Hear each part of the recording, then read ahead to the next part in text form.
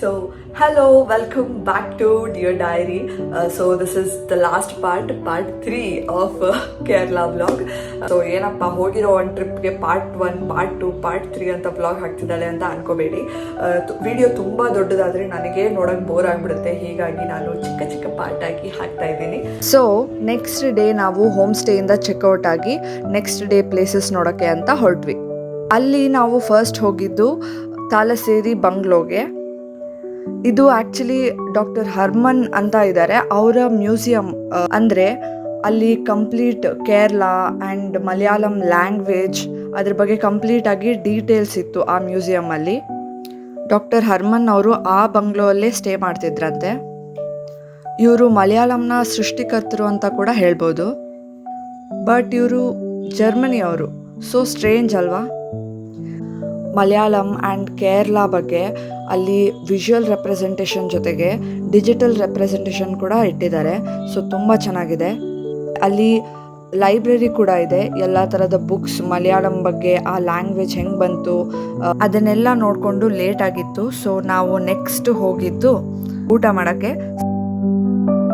So ಊಟ ಮಾಡಿಕೊಂಡು next ನಾವು ಖಯಾಕಿಂಗ್ಗೆ ಹೋಗಿದ್ವಿ.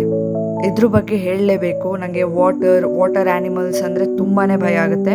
ಬಟ್ ಈ ಸಲ ಈ ಕಯಾಕ್ನ ಟ್ರೈ ಮಾಡಲೇಬೇಕು ಅಂತ ನಾನು ಕೂಡ ಹೋದೆ.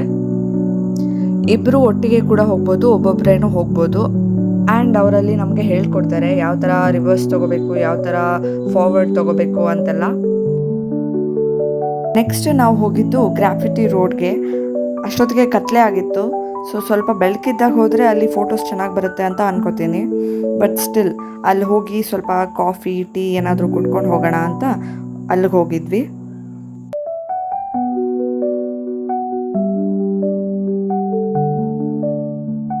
ಅದಾದಮೇಲೆ ಬೀಚ್ ಸೈಡಲ್ಲಿ ಒಂದು ರೆಸ್ಟೋರೆಂಟ್ ಇತ್ತು. ಸೊ ಅಲ್ಲಿಗೆ ಹೋಗಿ ಊಟ ಮಾಡಿಕೊಂಡು ಹಾಗೆ ಬೀಚ್ ಸೈಡಲ್ಲಿ ಒಂದು ವಾಕ್ ಮಾಡಿಕೊಂಡು ಆ ಡೇನ ಎಂಡ್ ಮಾಡಿದ್ವಿ. ಈ ಟ್ರಿಪ್ಪಲ್ಲಿ I met an amazing people and I had a great time. ತುಂಬ ಮಾತಾಡಿದೆ ಅವ್ರ ಜೊತೆಗೆ. ಅವರ ಟ್ರಾವೆಲ್ ಸ್ಟೋರೀಸ್ ಆ್ಯಂಡ್ ಅವರ ಲೈಫ್ ಎಕ್ಸ್ಪೀರಿಯನ್ಸ್ ಬಗ್ಗೆ ಎಲ್ಲ ಹೇಳ್ತಾಯಿದ್ರು. ಆ್ಯಂಡ್ ನಂಗಂತೂ ಅವ್ರ ಜೊತೆ ಮಾತಾಡಿದ್ದು, ಅಲ್ಲಿ ಟೈಮ್ ಸ್ಪೆಂಡ್ ಮಾಡಿದ್ದು ತುಂಬಾ ಖುಷಿ ಆಯಿತು. ಯಾರೋ ಗೊತ್ತಿಲ್ಲದೆ ಇರೋರ ಜೊತೆ ನಾನು ಹೋಗ್ತಾ ಇದ್ದೀನಿ ಅಂತ ನಂಗೆ ಫೀಲೇ ಆಗಲಿಲ್ಲ. So thank you so much guys for making this trip a memorable one. And I came back to Namma Bengaluru next day morning with a lot of memories and a beautiful experience.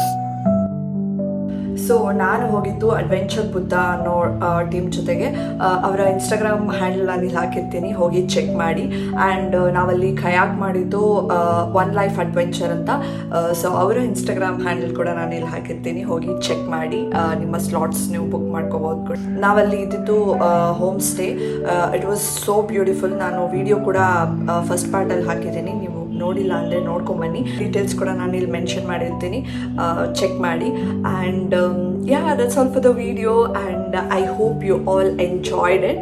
So if you guys have any queries, comments, compliments, suggestions, then the comment section is on, and let me know which place you want me to visit next. And I'll see you all soon in another video. Till then, miss me, this is Shruti signing off. Take care. Bye.